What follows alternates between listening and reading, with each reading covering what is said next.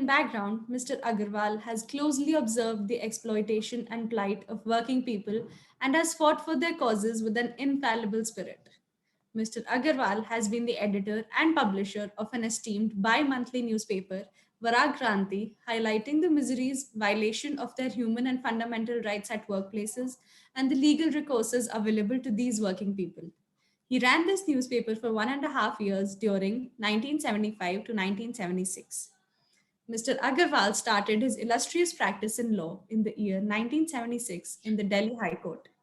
He is also known for his untiring efforts to make good schooling and health facilities accessible to the poor.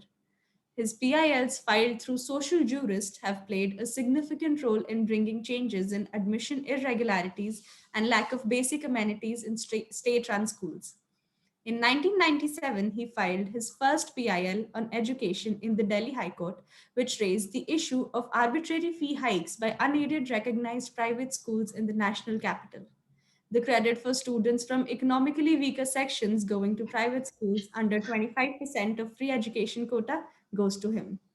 His efforts reached fruition in 1998 when the court ordered 531 private schools to return excess fees to parents.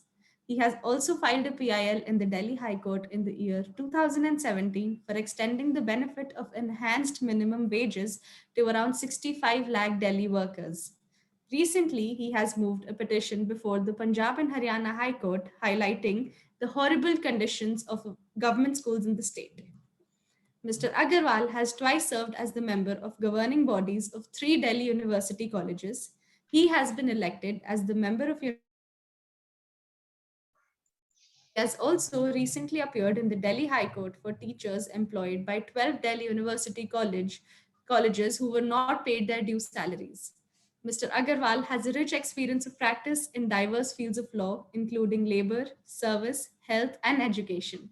I request you, sir, to please address the participants. Over to you, sir. Thank you.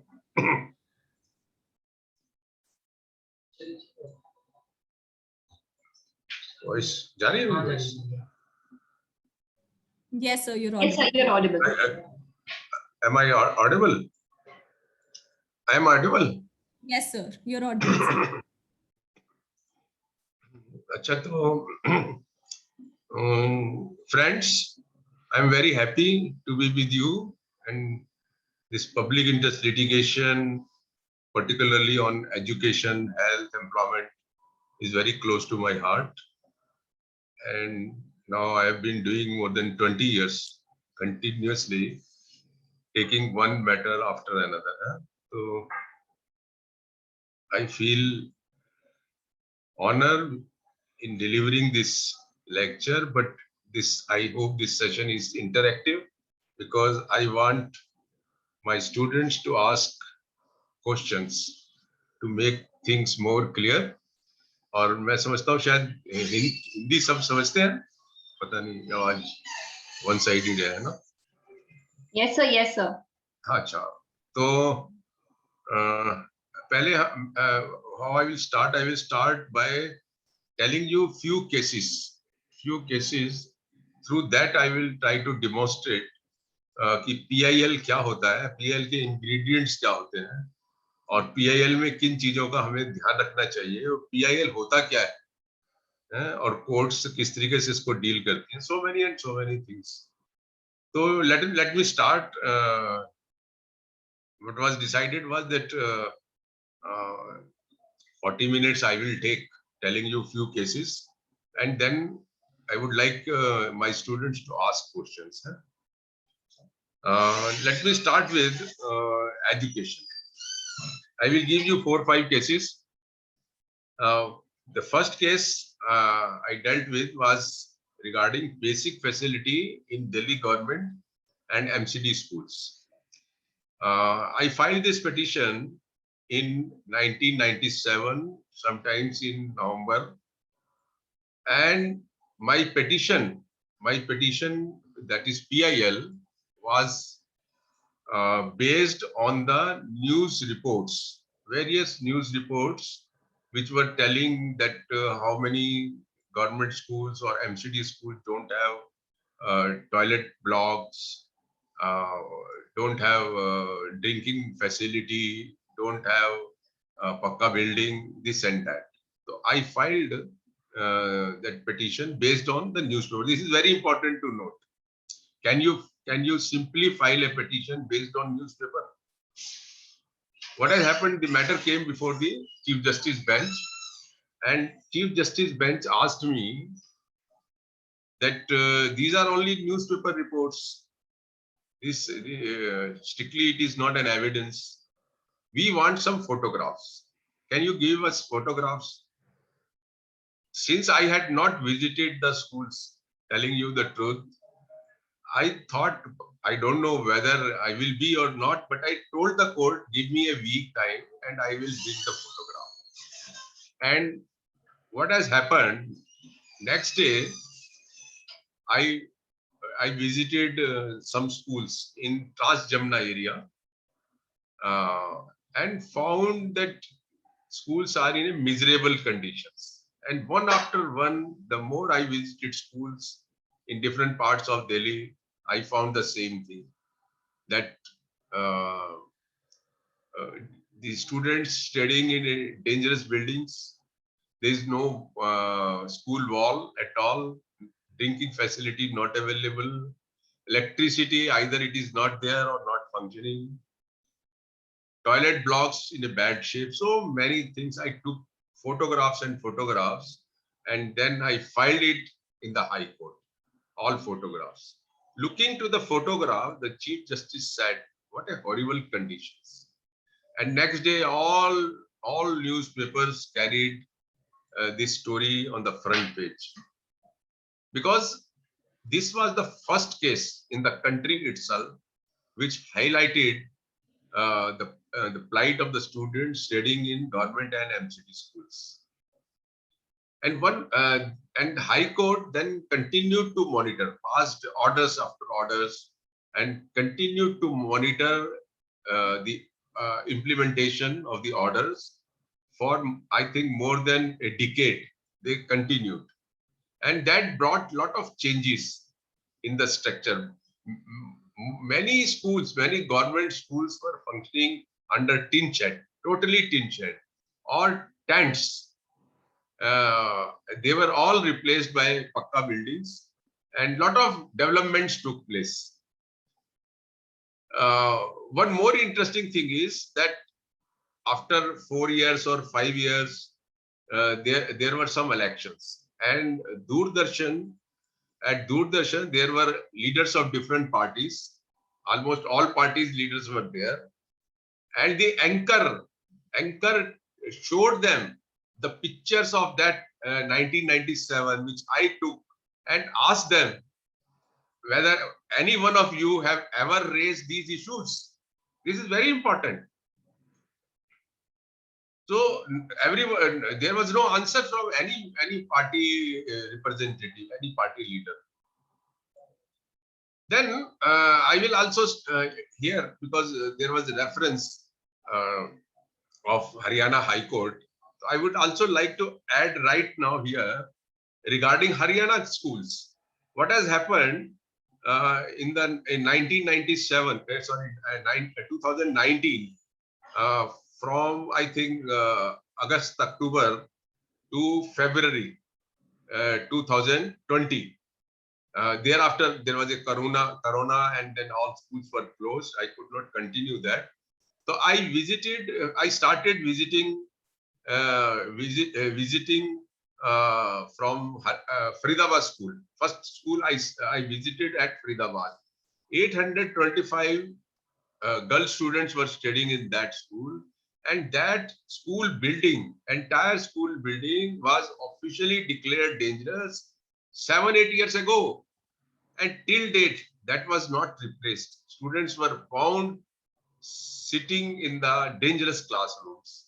Then I took photographs, I recorded videos, and then there I came to know that there are several other schools also where this same situation is prevailing.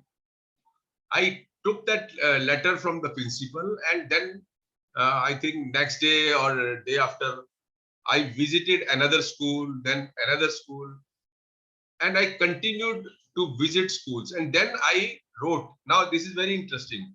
After visiting, I think, say, in the district of Faridabad and Palwal, and maybe one more district, I prepared a report with photographs and sent to Chief Justice of Haryana and Punjab High Court a letter. And a copy was sent to the Chief Secretary and Education Secretary of the state of Haryana with the idea that High Court of Haryana and Punjab will convert my letter into public interest litigation. But what has happened? After some time, I got a letter from Punjab and Haryana High Court Registrar saying that I should file a regular writ petition, though it was not necessary.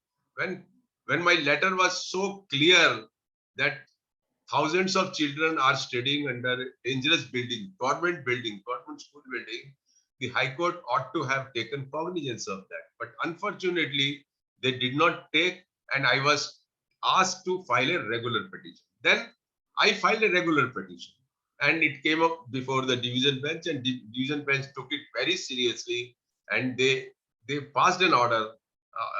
Notice was issued, and they passed an order summoning the Education Secretary of State of Haryana to be present on the date of hearing. The moment High Court passed an order, the government of Haryana came into action. And thereafter, I start visiting other schools, other government schools in other districts of Haryana. And in the, say, sometimes say 6 or 7 months, I visited 11 districts and visited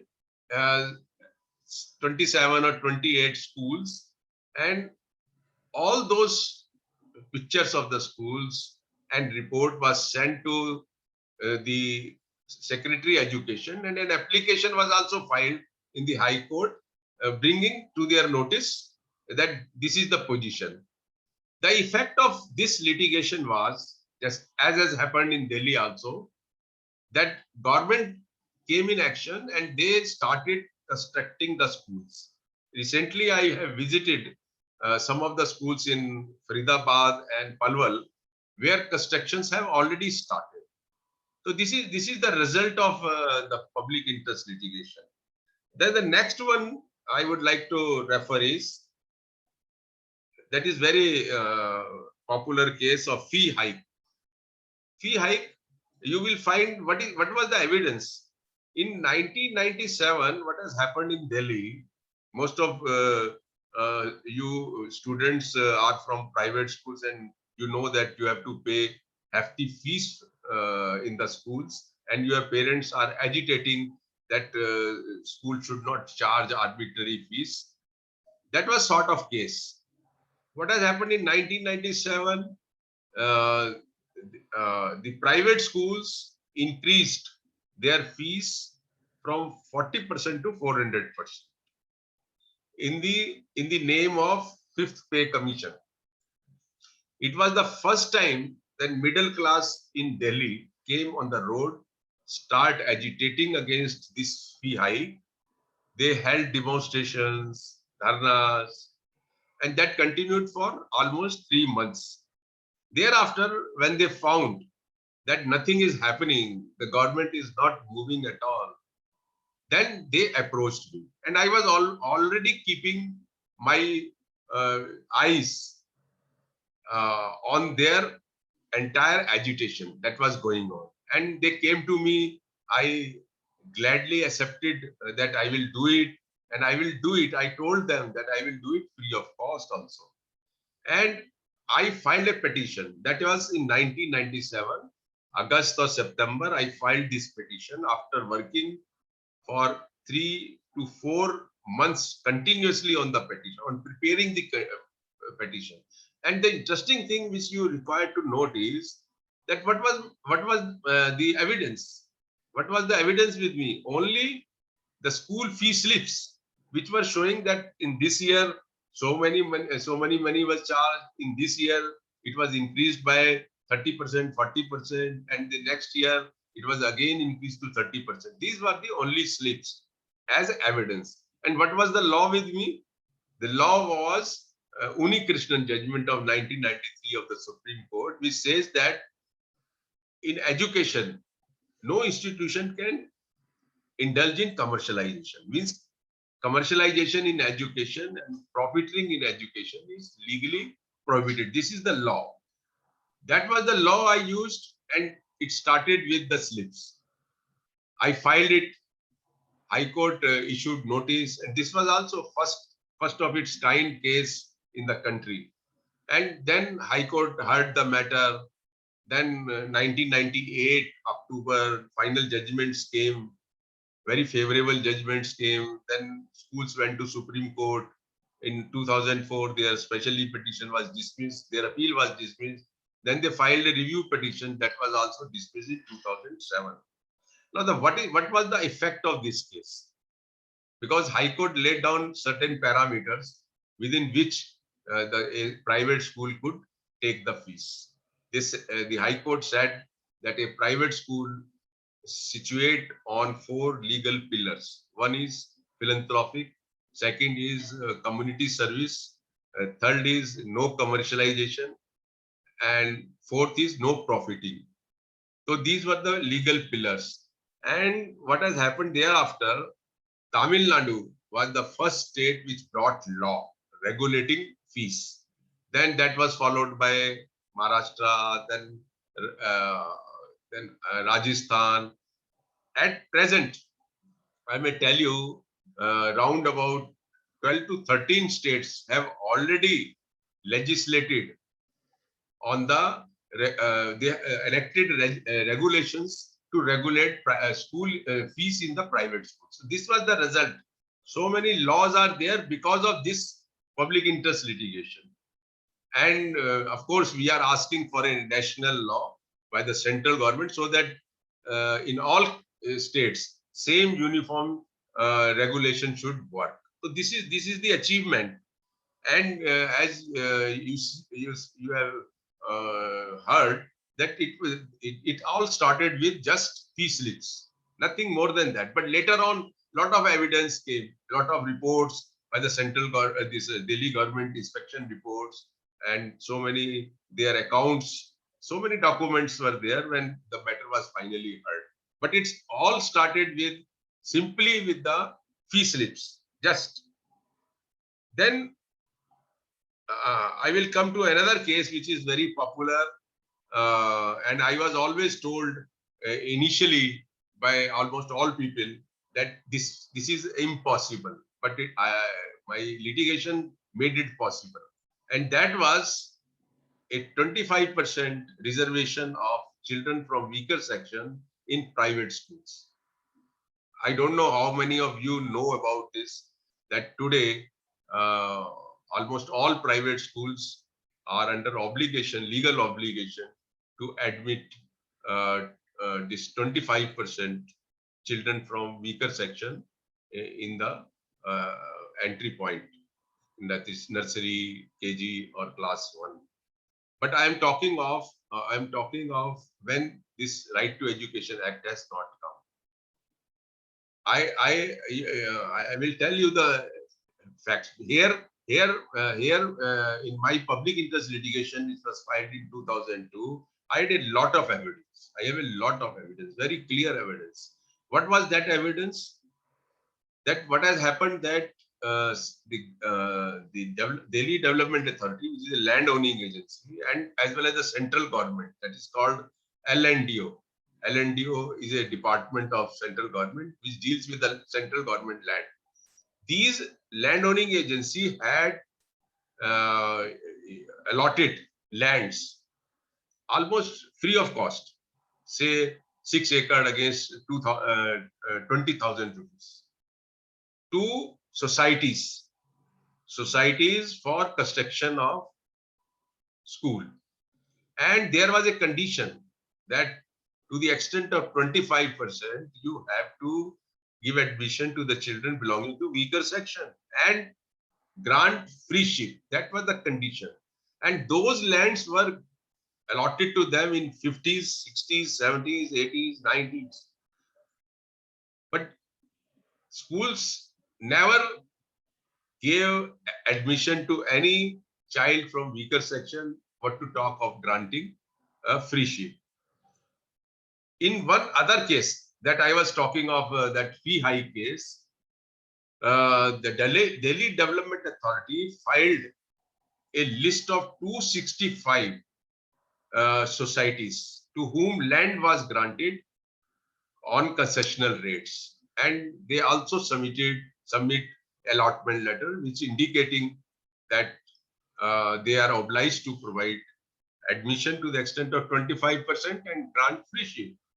These documents I got in other case, in the proceedings of other case, and then I filed a petition in 2002 before the High Court saying that please give directions to private schools to grant this free sheep and admission to weaker section. And first order in that case came on 10th of January 2004, where High Court directed government to find out which are the schools which are not following this condition, and if you find such schools, please give their list to the landowning agency so that they can cancel their allotment.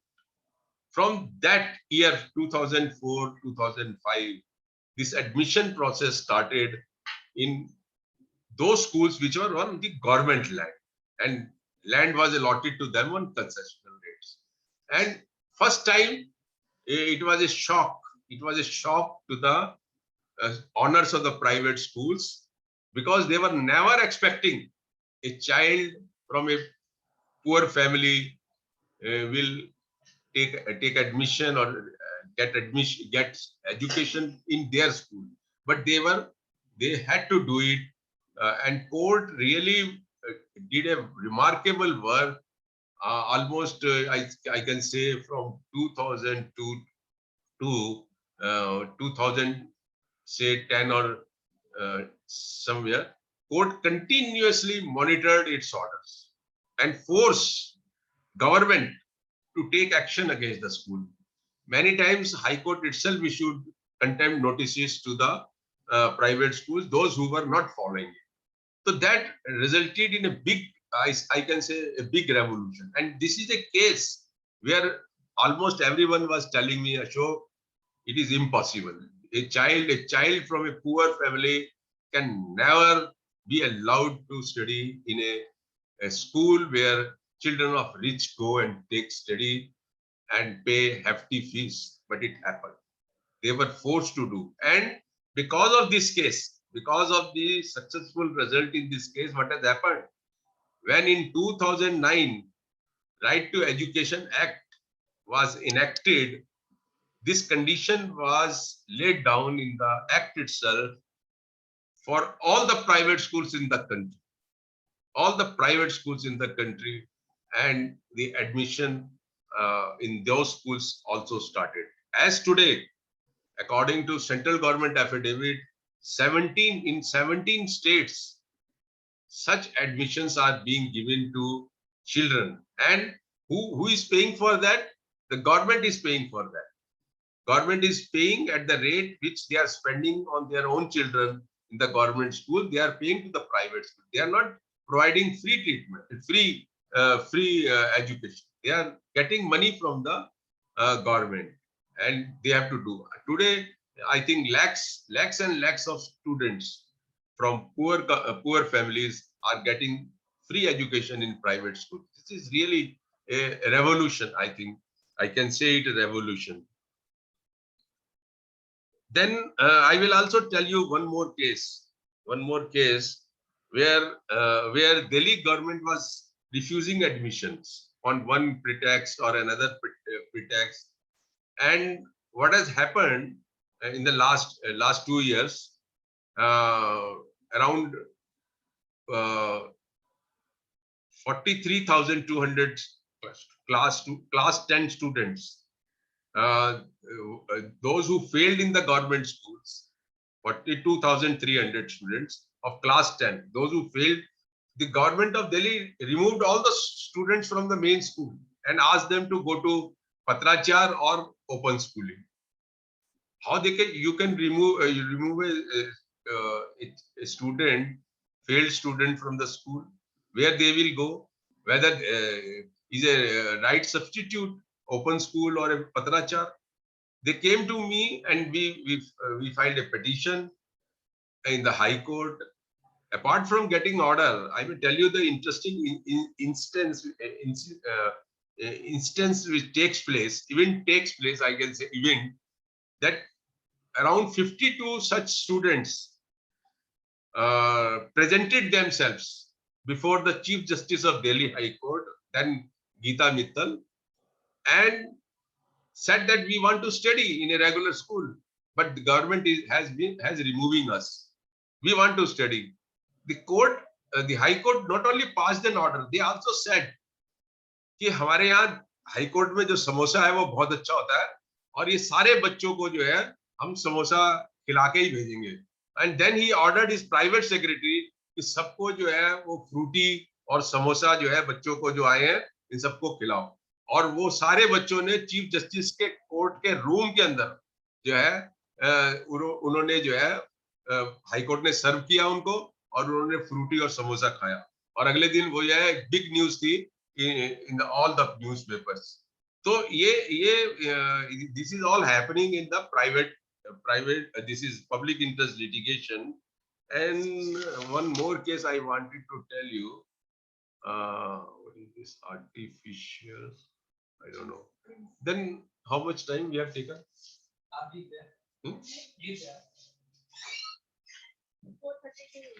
4:32 हो गए. आधा घंटा ले लिया. Oh, okay. Let me come on the some health cases. Health cases also very interesting. In 1997, what has happened?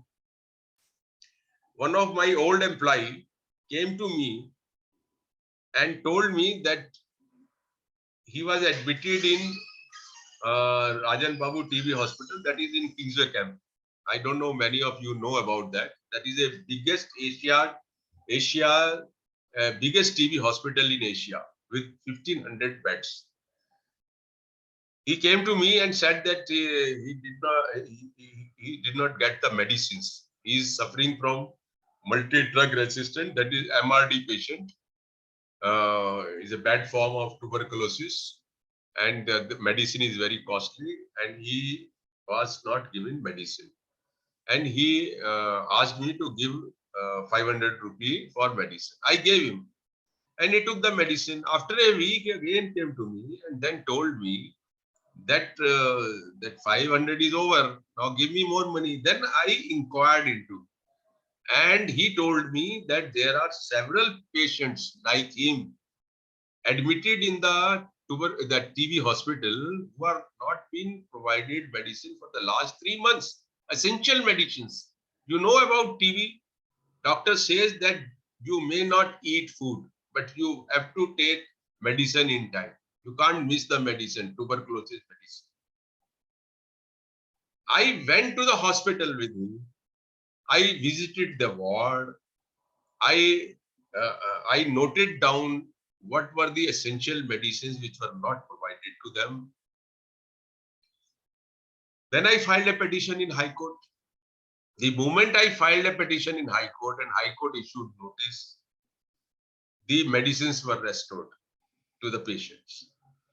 But taking the seriousness of the case, that case also went on almost, I think, 10 years in the High Court, and High Court was passing orders after orders because tuberculosis itself is a big problem. Even today, the number of tuberculosis patients have increased, and many patients are dying every day. So this was the very big issue before the High Court, and High Court at least monitored it for 10 years. So that was one case. Then what has happened? And ultimately, High Court passed an order that medicines will be provided regularly to the patients. But one interesting incident has happened. What happened? About 6 or 7 years after this case was closed, I was in a meeting in Jahangirpuri, Basti meeting. And someone told me in the meeting, sir, वे एक मरीज है जिसको ये जो Jagjivan Ram hospital है जहांगीरपुरी का, उसने 2 महीने पहले उसको रेफर किया था टीबी हॉस्पिटल के अंदर, और वो टीबी हॉस्पिटल में 2 महीने से एडमिट है, लेकिन अभी टीबी हॉस्पिटल ने दवाई ही नहीं शुरू करी है उसकी. Oh, I got the idea. I thought the same thing has again happened. Not only he, there must be many patients who may not be getting medicine. Then I again went to the hospital. I visited female ward. I visited male ward. I think more than 60 patients were there who were not administered the essential medicine. Almost last 9 months, many patients must have died during this period. Many new patients must have been admitted, and that was the position. Then first of all, I sat at dharna in the hospital premises itself in protest. Why you are not providing? Then next day, I filed a contempt petition in the High Court, and you believe it or you don't believe, the medicines were immediately restored. And at that time, this mobile phone was already there, and in the evening, every female patient in the ward talked to me on mobile and thanked me. It was very painful for me to accept their even thanks, because I was knowing that most of them will die because they were not given treatment. So this is what the problem is. Despite right to health is a fundamental right in terms of Supreme Court judgments, many people die every day for want of medicines or proper treatment. This is the case. And then thereafter, one case, Indira Hospital. I think most of you may be knowing Indira Hospital is also a very big hospital run by municipal corporation.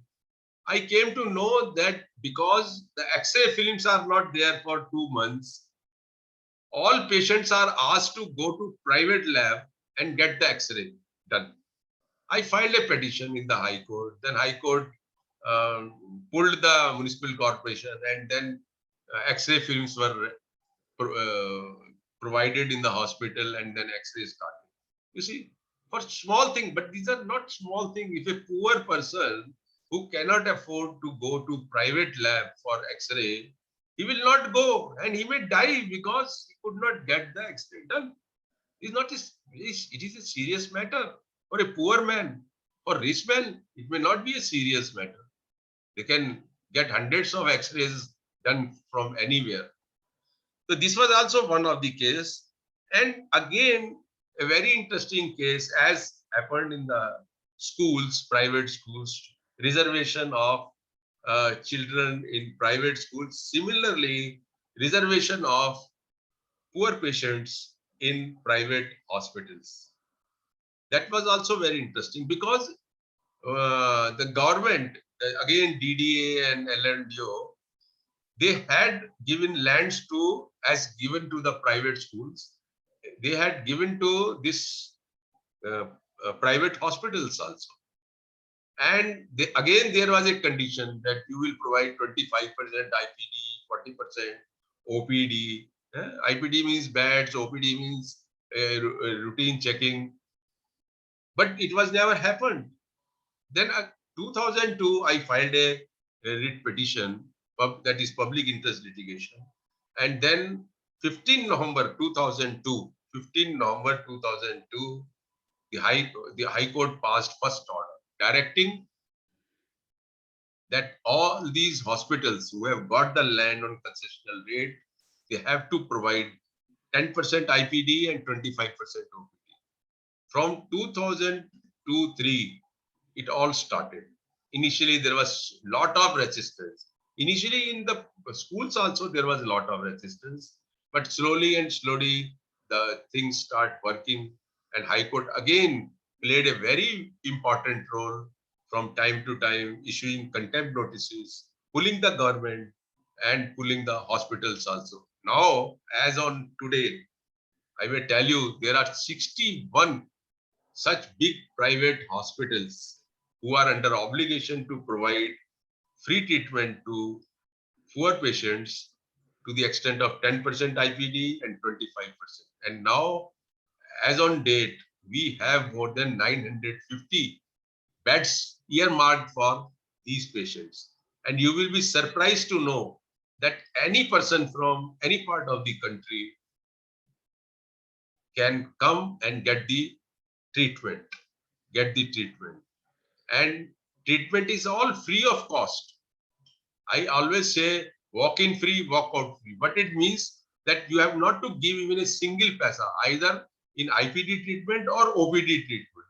Hospital is obliged to provide medicines, this and then whatever is required for treatment of a patient, they have to provide.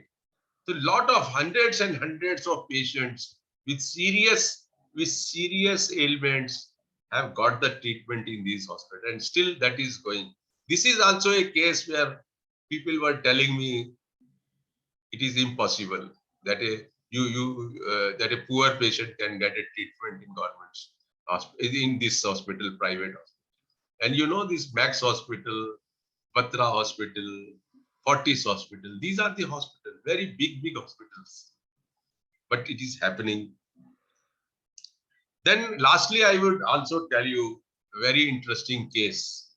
That is of rare disease case. Rare disease, there are, now I come to know that there are about 8,000 rare diseases in the world, rare diseases.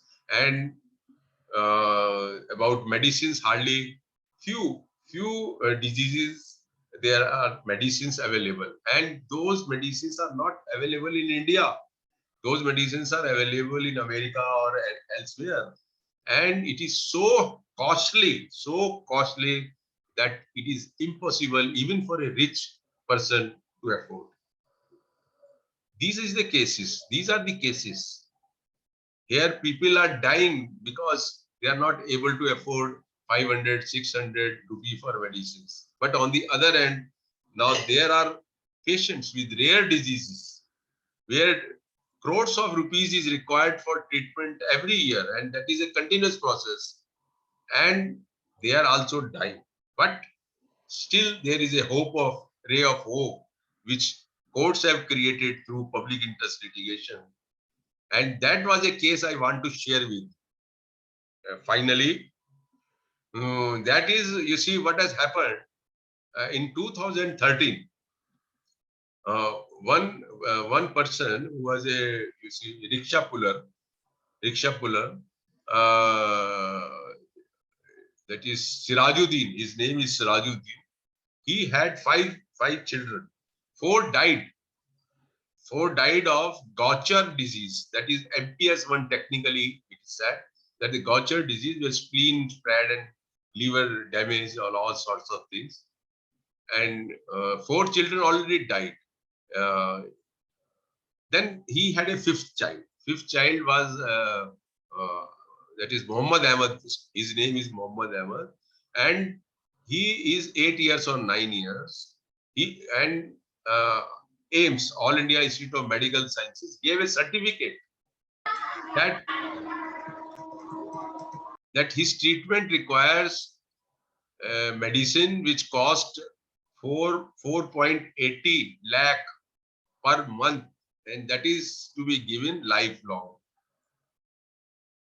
4.8 lakh per month for lifelong. Is it possible for any person in India to spend such a money? I think hardly. And somebody told him that you go to the Prime Minister office and they have a money, they will give you. He went to Prime Minister office, said it is almost impossible. How we can give you? We can't give you anything. Then he was weeping. And while he was weeping at the Prime Minister office, some person from media took notice of that and asked, why you are weeping? Then he told that I have already lost 4 children and now this is the fifth one. And if medicine is not given, then I will lose him also. And that press person gave him my number, and he came to me. I also saw the certificate, and I thought, I did not tell him, but I thought that it is almost impossible. Then what has happened thereafter? The government of Delhi gave him 4.80 lakh check to AIMS, and AIMS gave him treatment for 1 month. And in this 1 month, his weight was increased, but he got better treatment, better health condition. And then after 1 month, AIMS said, bring more money. Then Delhi government said, no, we cannot give. Our limit is 5 lakh. Then he again came to me. And then I thought, earlier I almost dropped the idea of filing any petition. But when he came again, and after 1 month's treatment and government had already given 4.80 lakh, then I took a decision that I will file a petition. And I filed a petition, and then High Court passed final orders directing government of Delhi to pay for his treatment. High Court had said that right to health is a fundamental right, and government cannot run away from paying the expenses for medicines when there is a cure. When there is a cure for it, then government has to do it. And they also passed several directions to the government that they should bring a policy, national policy for rare disease. And ultimately, government had to bring in 2017 a national policy where they decided that they will look into the problem of rare disease patients and help them in treatment. Though it was taken back after a year itself without spending any money, but now still High Court is looking into and passing almost every week orders for making it a reality. And I may tell you, ESIC, Employees State Insurance Corporation, we have filed cases against them. And as on date, I think around 20 children are getting treatment from Employees State Insurance Corporation because their parents were members of the insured persons in the ESIC. And ESIC is spending around 1 crore rupee a year per child, and continuously paying, continuously spending. So this is not a small thing. So public interest litigation is a great thing, but at the same time, it is misused by many people. But at the same time, it is used by some people at least, and it is really giving lot of relief. Now the point is that technically public interest litigation, the writ petition itself is said to be a public interest litigation, does not mean that every issue which led to public interest need to be filed in a manner public interest litigation. Not even a single petition, even a individual case may arise issue which is really public interest. And if any decision is taken by the court, it affects the entire community. So this is not the some people think that unless there are many people, it can't be a public interest litigation. I may tell you, I have filed a case of a single child as a public interest litigation when the child is denied admission by the private school or the government school. And that was treated as a public interest litigation because there is an element of public. Because a child who cannot afford to go to court at itself, somebody has to take it up. So though it is a matter of only one child, but it can be a public interest litigation. And it is not necessary that there should be many people involved. And in many cases, the Supreme Court has said that even while adjudicating an individual case, if some issue came which really affects a larger large number of people, the court can decide it. And naturally, when some decision is taken, then it will affect. So these are outlines I wanted to tell you, and I think I have already taken a lot of time. Now, I would like that students may ask question from me, and I will make things more clear. There, of course, there is a lot of cases which still I can share with you, even on in area of employment also. But it will take more time, and we have short of time. And I would like that students may ask questions unhesitatingly. Uh, uh, Please come on. Thank you for listening me patiently. Palak, please take the session forward. Thank Yes. you. Sir, with your kind permission, may I humbly put forward the following questions asked by our enthusiastic participants? So may I? Yes, yes. Okay. So the first question is that how much amount is to be deposited in the High Court or the Supreme Court for filing the PIL?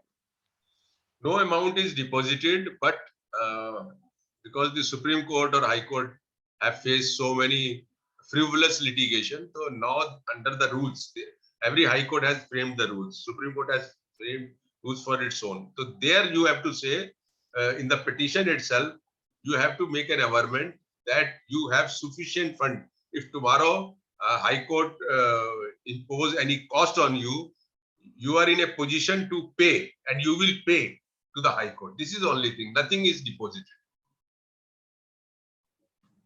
Okay, sir. So we have a few more questions, if that's Yes, okay. yes. May I proceed? Welcome. Okay. Sir, the next question is that is there any specific format which has to be followed while filing a PIL before the High Court or Supreme Court? In fact, there is no such format, but under the rules, they have said that these paragraphs or these amendments you have to make. That you have no personal interest, you have enough money in your bank for payment of cost if tomorrow court imposes any cost on you. Like this, there are, if you want to file a petition in Delhi High Court, you have to see the rules of public interest litigation.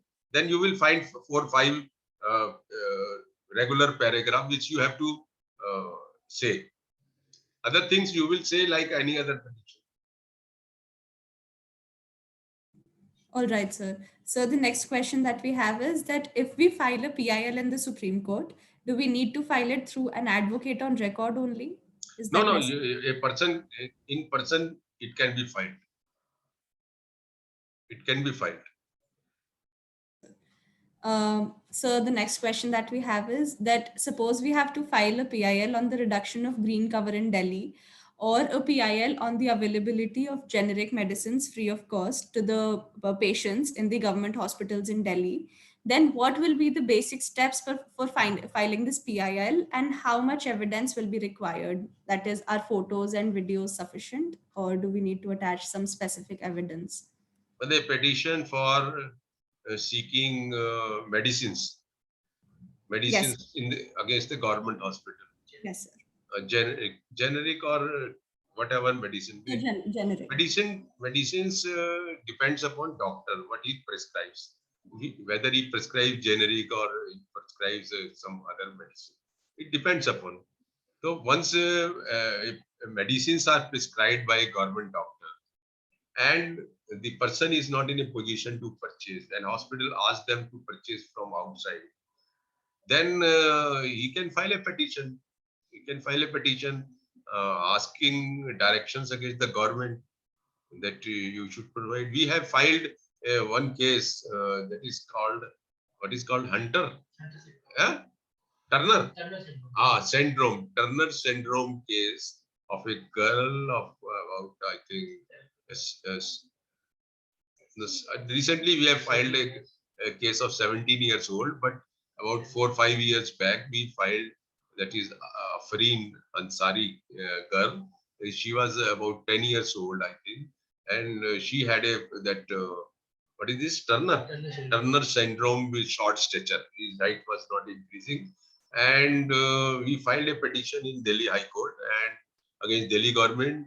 and then High Court intervened and directed. Then through Loknayak Hospital, he got treatment for 2 years. All medicines were given by the hospital, and that cost about 6 lakhs rupees, about take 6 lakhs. And his height was, our height was also increased by 4 inch or 5 inch. So we have a few more questions, if that's Yes, okay. yes, go on. Okay. So the next question that we have is that in what terms is a PIL different from a writ petition? Writ petition is filed between the contesting parties. Is a adversarial litigation, normally writ petition, but in public interest litigation, it is not an adversarial. If somebody is filing a case for somebody, like I found a child in a basti who is denied admission by government school, and the child is living in a jubli. His father is poor, so I can file a petition on his behalf. So that is called public interest litigation. But it can be filed. Still clear or not clear? Yes, sir. Question. It's clear. Yes, sir. You can repeat your question if anything is not clear. Yes, sir, definitely. Uh, So the next question that we have is that which case made the provisions for separate lockups for women? Like which PIL case made this provision for for separate lockups for females? lockups. Yes, sir. Lockups, I don't know. I'm not aware of. All right, sir. So that's not a problem. And sir, how do you feel that PILs have become a potent tool for enforcing the legal obligation of the executive and the legislature? Yes, it is. It is, of course, it is compulsory. But you have to have lot of patience, sincerity, clarity, and material also. And it is not that you just dream in the night something and morning you prepare a case and file it. You have to have real issues, real people who are affected. I never go on theoretically. I always, either people will come to me or I will go and find out the people problem, and then I will raise the issue. It is not that just I read some newspaper or some thought came to me and I filed. This is what is happening, and every day petitions are dismissed, imposing costs on the litigants. It is a serious business. It is not a casual. One should not file cases casually. It is very, very serious. One should think at least 100 times before filing a public interest litigation. Thank you, sir. Sir, we have a question in the chat box by Ritvik Bhardwaj. He is asking that is it our choice to file a PIL directly to the Honorable Supreme Court, or can we be reprimanded by the Supreme Court for not first approaching the High Court or the state of the state? People think, in general, people think that you just move to the Supreme Court and Supreme Court will give you the relief. But it is not happening. Supreme Court, if you file a petition, Supreme Court will say go to High Court. This is a very normal thing which Supreme Court do. Another thing is that there is a risk in moving Supreme Court. If you go to Supreme Court and Supreme Court dismissed it, not saying you go to High Court, but dismissed it, then you lost everything. So it is very risky. I never advise people to go to Supreme Court unless it is we have no other choice to except to go to Supreme Court. I never, because and High Court is, normally you have some grievance against state, A state, B state, C state.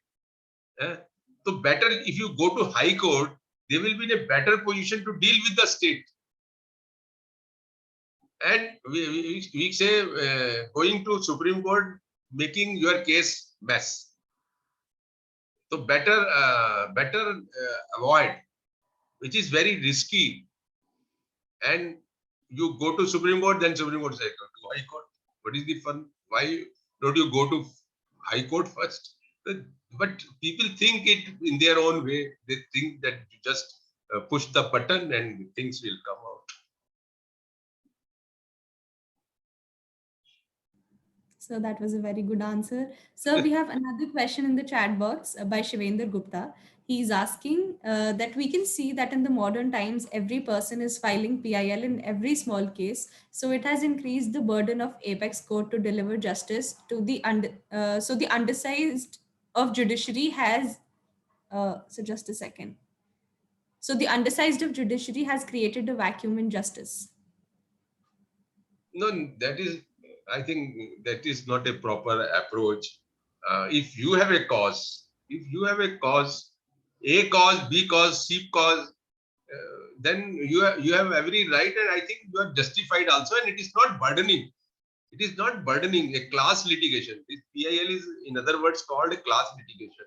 If 100 people will go 100 with 100 petitions, and if somebody go with one petition taking cause of 100 persons, whether it will be less burden, or that will be less burden. And burden is not a question. They are there. It is their constitutional duty to hear. It is our right. Under 32, you have a right to approach Supreme Court for violation of fundamental right. It is your right, fundamental right, rather. So it is our right. And I can say, in other words, it is everybody's duty to bring genuine causes by way of public interest litigation to the court. Don't bother what will happen. No, it will not undermine. Judicial system will not be undermined. It will give, if you really work, it will really give you results. It is better. It will not, it is otherwise. They are performing their duties. You are, many times what has happened, when I filed a case, I know I saw a lady on a road. She was mentally ill. I moved to the High Court. Justice Murli Dhar heard that matter. I moved that, he immediately removed this lady to the hospital. And then he said, he thanked me. The judge thanked me and obliged in open court that I have brought such cause to him for decision. So this is not that way. We should not bother how much burden will increase. We should see that good causes must reach to the court, and the affected persons must get relief. That is important. This is not important. Let them more have courts. If there are cases, more cases, let them have more cases, more judges. It is not, I don't think it is required to be thought at all. Otherwise, we will say, why so many lawyers are there? Why so many law colleges are there? Yeah. So many lawyers are not required. There is not so much work for them. Yeah. These law colleges should be closed. Students should not get law. Can we argue like this? No, I don't think. Let the things go. More lawyers should come. More colleges should come. And more litigation should be there. Why? So we have another question in the chat box. Can we file a PIL on the ground of reasonable apprehension? Apprehension. Yes, sir. Yes, sometimes you can file, but you should be genuine. It must have some contents. Just you got a dream and then move to the court, that will be better. If you have some, I will tell you one apprehension case. I think about maybe 7-8 years back. I read, in the morning in Hindu newspaper, I read that 2 school girls are going to be married. School minor girl, 14, 15 years age, are going to be get married today itself in the evening. I took the newspaper, stood it before the High Court bench, that was bench headed by Anil Dev Singh and Justice Sodhi. And I told them that pass immediate orders, restraint order, direct the government to intervene, direct the police to intervene. Otherwise, this marriage will take place. And then the judges told me that this is only a newspaper. We are not sure. Have you talked to the, better you talk to the journalist. Then I called the journalist who wrote this story. He said, no, it is a true story. Then I filed a 2-paragraph affidavit in the High Court that I have talked to the journalist, and journalist has confirmed that this marriage is going to take place today. Then High Court immediately passed an order to the police commissioner to rescue the girls. And then what has happened, I also went to, this happened in Ghaziabad, Loni. Loni. I also went to the police station. So that police had brought all both sides to the police station. I was also there. So they were accusing, some people were telling that there is some lawyer, Advocate Ashok Agarwal, he got the order from the High Court, and that is why the police has brought us here, and that marriage could not take place. That was also a story, I think, a good example. And next day again, Hindu carried a front page story, showing me in the front page.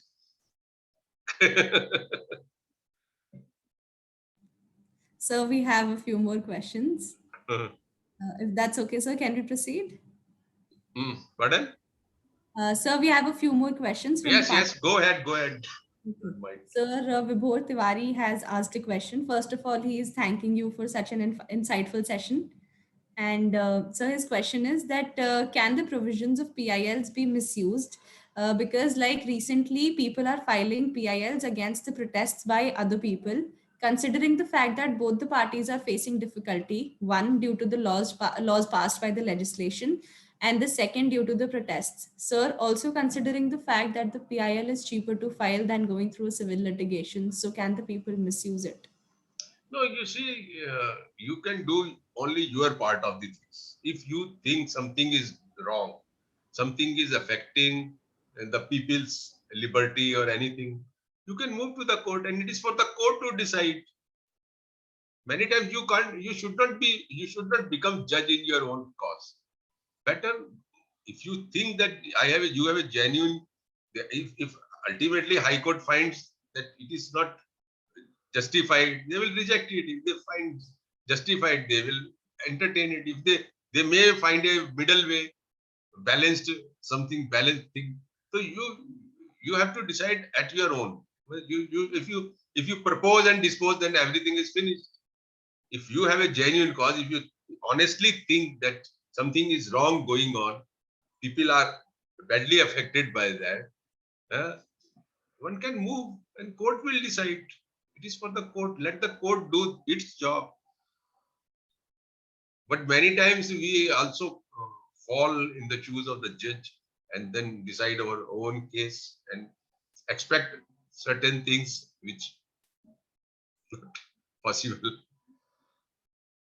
The limitations is very important.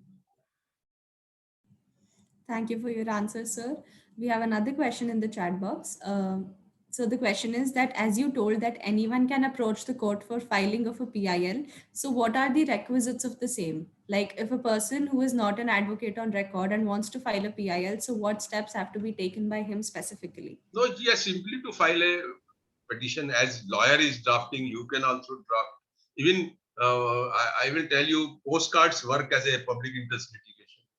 I know I got a postcard from some child from this Bagpat district of UP, and complaining me that the school is charging fees. With that I wrote a letter to the Allahabad High Court Chief Justice, and Allahabad High Court converted it into a public interest litigation and issued notice to the school, and school filed an affidavit saying we are not charging. So this can be, and there are many other cases also. In Madhya Pradesh, I went to a village and found that upper caste people fired on this low caste community when they came on the horse. वो जो होता है ना, घोड़ी पे बैठ के आते हैं, तो वो अपर कास्ट वाले कहते हैं हमारे गांव में कैसे तुम घोड़ी पे बैठ गए, तो गोली चला दी, वो लोग भाग गए वहां से. मध्य प्रदेश की बात बता रहा हूं मैं आपको. Madhya Pradesh, I went to 22 family, 22 families fled from their own village and went about 20-25 kilometer away. फिर मैं उनके पास गया. I prepared a report and sent to the Chief Justice of Madhya Pradesh High Court, and Madhya Pradesh High Court took cognizance of that and directed Commissioner of Police there to take these people back and get them rehabilitated and take action against that upper caste people who fired on them. So this is all, it all depends. There is no hard and fast formula of anything. You have to be very, very, and the most important thing is that you should be very sincere, you should be very honest, and you should not settle your scores with somebody by PIL, which is happening. You really, you should have a cause.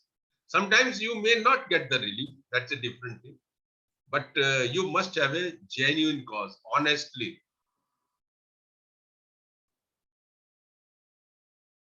Okay, sir. So we have a few more questions.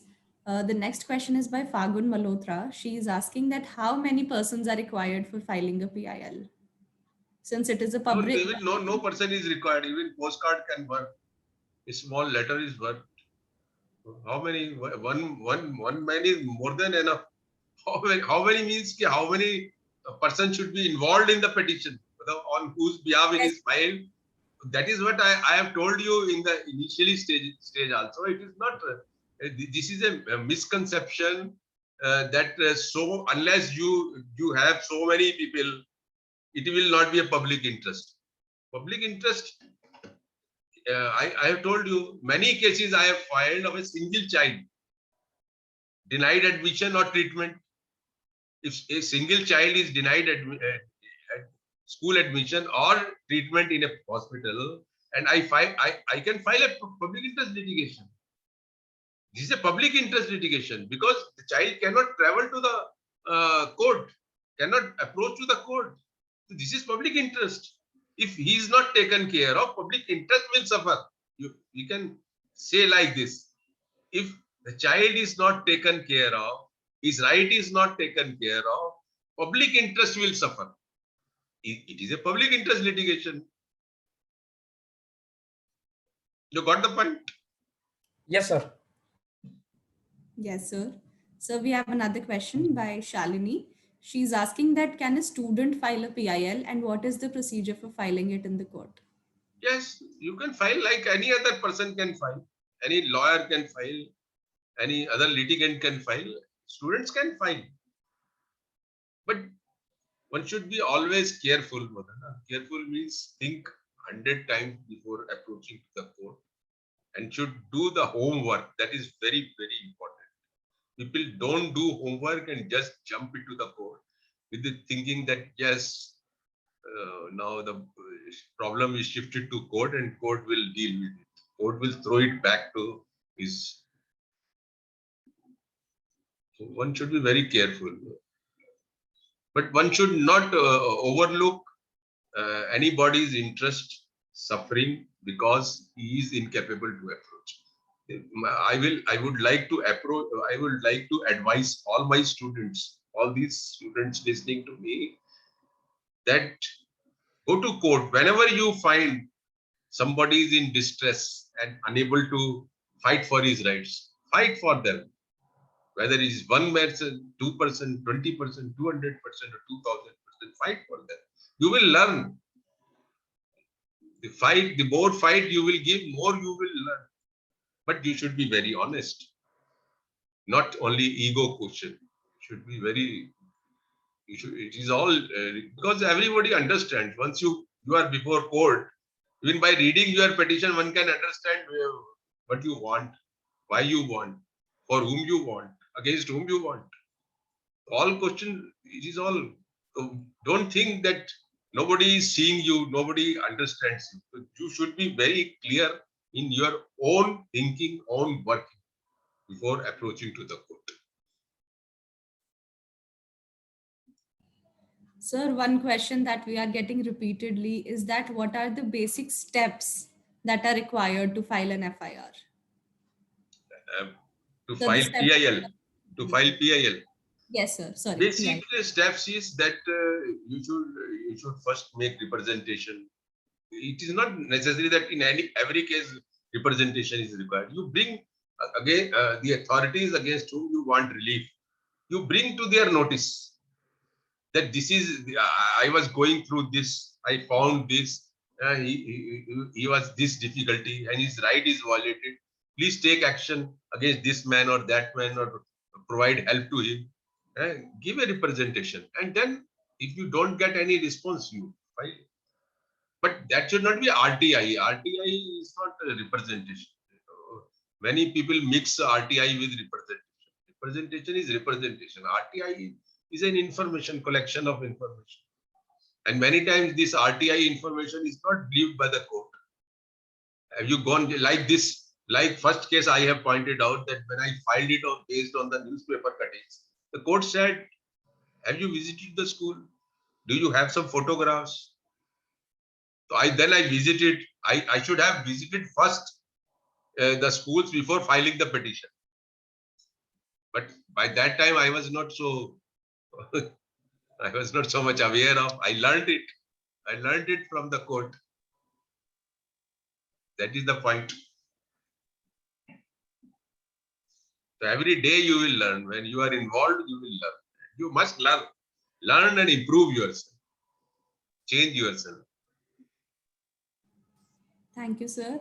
Sir, we have another question from Siddharth, and he's asking that whether going to a local authority regarding a problem is the correct approach rather than filing a PIL directly to the court. It all depends. If somebody is dying, then you will approach the authorities. There is no point. It all depends. If you have time, must approach. If you don't have time, I will tell you, once I visited Narela area, somebody told me that there is a young boy who got burns and his condition is very bad. Please visit him. I went to his house. I saw a 21 years old chap complaining me that Safdarjung hospital after 5 days thrown him out of the hospital. Next day, I directly told, without any application or a petition, I told the Chief Justice, I want your help, immediate help. He said, what help? I told him the story of that boy and requested that the Safdarjung hospital should be directed to immediately send the ambulance, bring that man and admit him. Court passed an orders, was immediately called the council, government council, and said it should be done. By the evening, the patient was in the hospital again. So it is all depends how you accelerate things. It is all depends upon you, and depending upon situations, circumstances, facts, this and that. So many things you have to go through and then make out a one thing. Thank you for your answer, sir. Sir, we have another question in the chat box that suppose we have to file a PIL on a social cause like depletion of underwater table in Delhi, then what will be steps On what required? cause? Sorry, sir. What is the issue? Sir, a social cause like the depletion of underwater table in Delhi. Underwater table क्या हुआ? Underground water. Acha, is it going down? Underground Yes. water going down. Yes, This sir. is Yes. the issue. Yes, sir. But government is already looking into many times, many things you know that government is already looking into, but still you move. You can move, then you will get the answer. Whether you can move, but undergoing, but many things, many times I will tell you, unless you are sure you will get some order which will work. Don't go. Get an order which can work. What they will do, underground water, everybody knows. And how government will say, we are doing this, we are doing 10, 15 years will pass. Nothing will happen. Water again, you will find going down. So many times you should be sure. Get an order which you can make reality. That is better. Too small thing, but that should happen.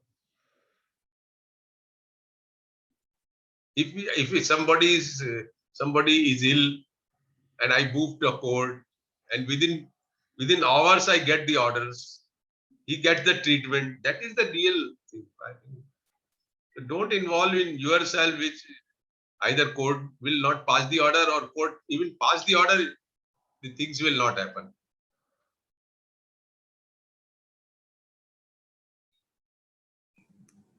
Thank you, sir. Sir, we have another question in the chat box. It is by Vikash, and he's asking that whether PIL is a part of Article 32 or is it judicial activism?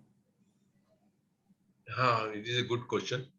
You see, the PILs can only be filed, you see, High Court and Supreme Court. No other court can entertain. Under Article 226 of the Constitution, you can move to the High Court. Under 32, you can move to the Supreme Court. No other court can entertain. No other court has at all jurisdiction to entertain. As far as PIL is, technically PIL is concerned. Okay, sir. Thank you, sir. So we have another question, and this has been asked by Shalini. She's asking that since PIL is filed for the poor or suppressed people, or the marginalized for that matter, don't you feel that the district courts will be a more accessible option to such groups instead of the High Court or the Supreme Court? Yeah, I personally think so, but this is not the law. This is not the law.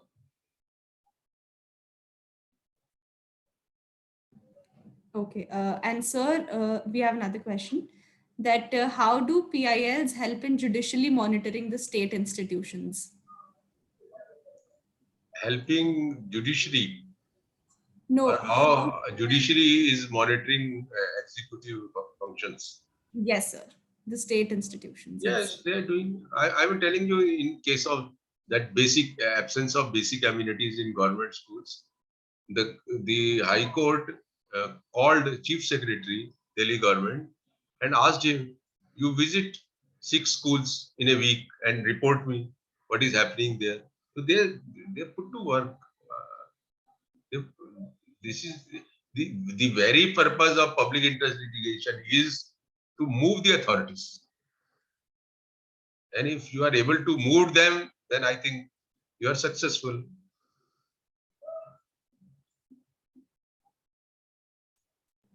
So we have another question. And the question is that how has the concept of PILs diluted the principle of locus standi? No, in public interest litigation, there is no need of locus standi. Anybody can. Anybody can. I came across one case where Supreme Court judge, sitting judge, wrote to High Court that I went, I was passing through some park, and that public park was not allow children to play. Children to play. And that High Court took cognizance and passed a very detailed order and said right to play is a fundamental right. And then directed all authorities to take care that children should not be denied to play in the parks. So this everything is possible. The whole thing is that you have a clean heart, clean mind, clear objective, and nice way of work. Thank you for the answer, sir. So we have a few more questions, if that's okay with Go you. on, go on, go on. Okay, sir. This question I is think it overtime has started. Overtime.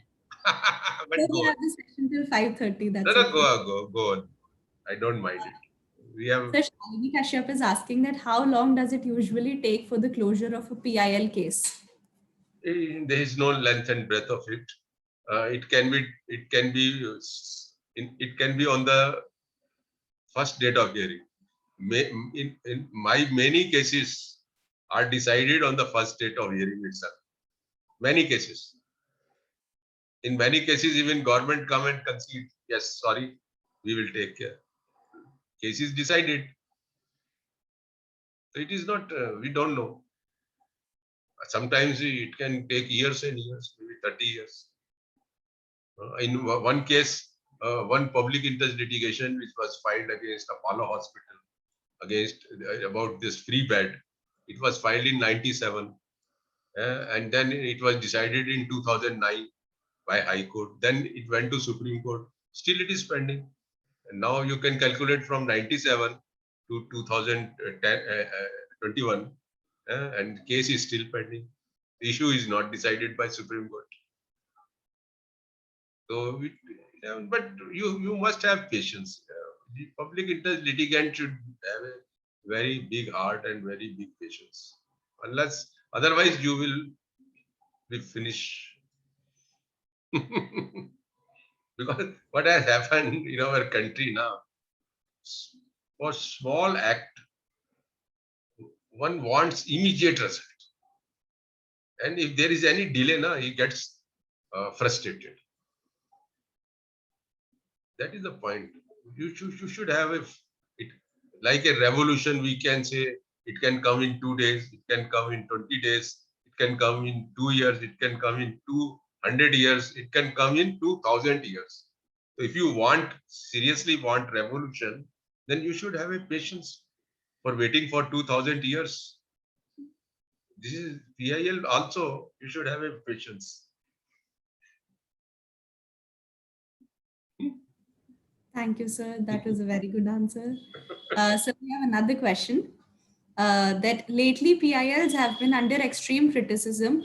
So, what are these criticisms related to, and how have they emerged over time? Also, what are the precautions to bar such misuse?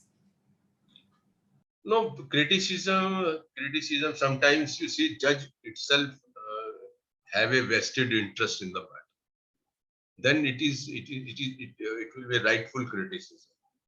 Judge should not have a vested interest. Sometimes people have vested interest, litigants have vested interest. Sometimes even opposite party has a vested interest, and he puts a man to fight. So criticism, but it is by and large it is controlled by the courts. It is controlled by the courts. It is not. It is we can't make fool of the judges easily. So they take care. They take care. They understand if one person is known that he is doing wrong thing and he goes again and again, then there are cases where High Court or Supreme Court has passed no further petition of this person should be entertained.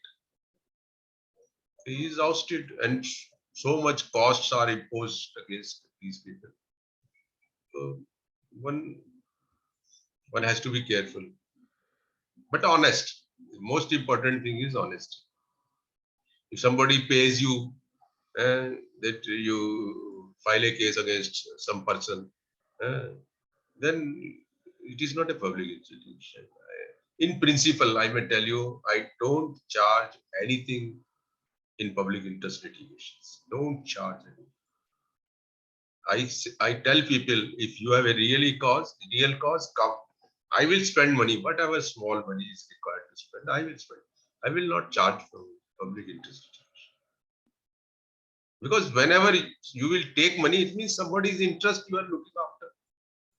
That is not a public interest litigation. So this is a very interesting and very different kind of area where a lot of things are totally different than the normal things. Your attitude, your behavior, your patience, your understanding, your actions, all things, so many things.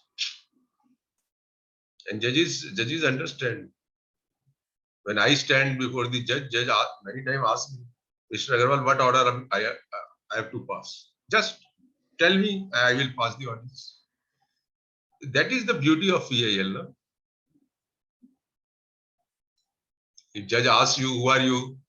Why you have brought this? For whose benefit it is? How much money you have got? Then is a problem. So this marks the end of the session for in terms of questions. Thank you so much, sir, for such a valuable and insightful session. Now I would like to invite Ms. Arushi Agarwal ma'am to give away the vote of thanks. Thank you. Thank you so much. Thank you. Thank you, Palal. Thank you.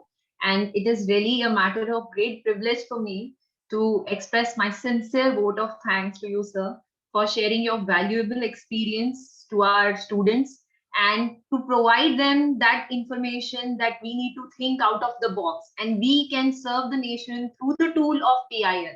Whether the format doesn't matter, the drafting doesn't matter. What matter is it can be a postcard, it can be a 2-paragraph affidavit, anything. The cause should be genuine. we should be sincere and honest, and some change can come. So with that note, sir, the session has been highly interactive. I sincerely thank you once again, sir, and we hope to meet you in a offline mode very soon, sir. Thank you. Thank Thank you to you. all of you Thank listening you, in sir. patiently.